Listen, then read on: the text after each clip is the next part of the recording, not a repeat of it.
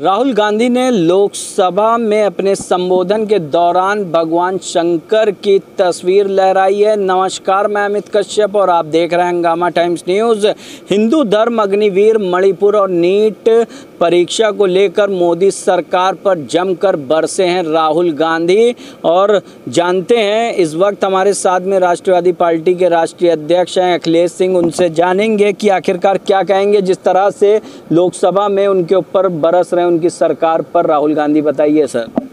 राहुल गांधी को लगातार 10 साल लोकसभा में हार मिलने के बाद अब महादेव की याद आ गई है, भगवान शंकर की याद आ गई है। इससे पहले कहाँ थे? क्या इससे पहले हिंदुत्व नहीं दिखता था?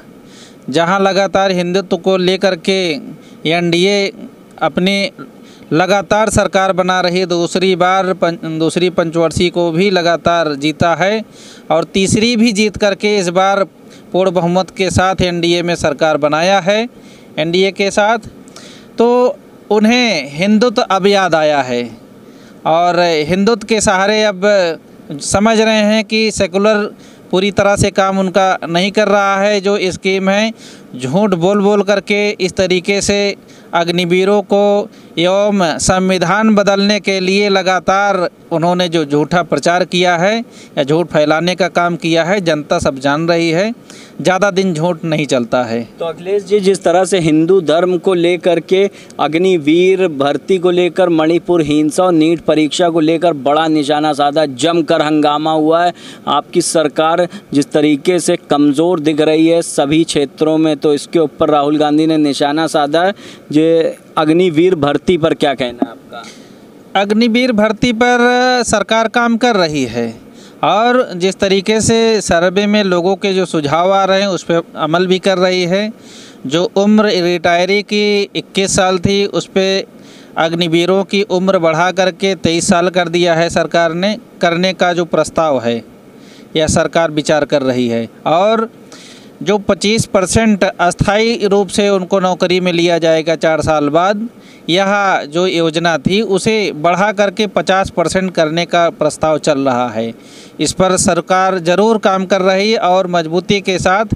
जिस तरीके से हमारा मानना है, अग्निवीरों के लिए जिस तरीके से आर्मी में भर्ती होती है, प्राइमरी तरीके से भर्ती कर ली जाती है और उसके बाद अब वह 4 साल प्रैक्टिस के बाद, 4 साल एक्सपीरियंस के बाद, उसके बाद उन्हें आधे यानी 50% लोगों को परमानेंट कर देगी।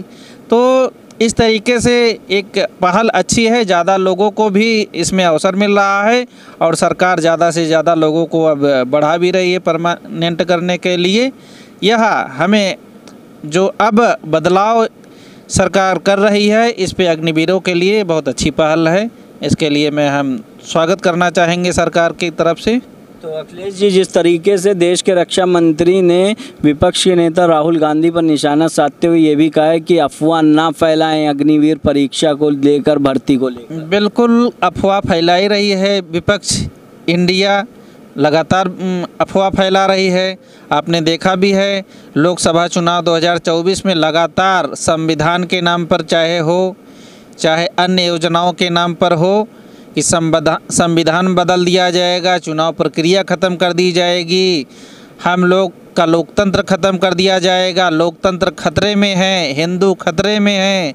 इस तरीके से तमाम अफवाह फैला करके जब इंडिया यानी विपक्ष पूर्ण बहुमत प्राप्त करना चाहती थी लोकसभा में, लेकिन अपने मंसूबे पर खरे नहीं उतरे और उनका झूठ फ्लॉप रहा।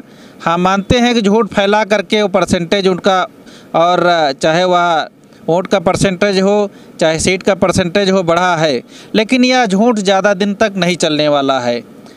ज़्यादा दिन लगातार झूठ बोलने पर जनता सब समझ रही है और इनका यह योजना फ्लॉप होगा।